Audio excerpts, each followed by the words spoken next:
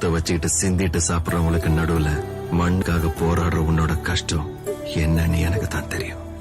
சுயநலத்துக்காக ஓடிக்கிட்டு இருக்கிற இந்த உலகம் யாருக்காகவும் நிக்காது.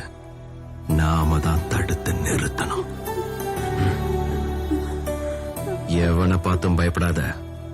இங்க எவனும் உன்னை விட பலசாலி இல்ல. உலகத்துல விவசாயிகள் விட பெரிய சக்தி எதுவுமே இல்ல.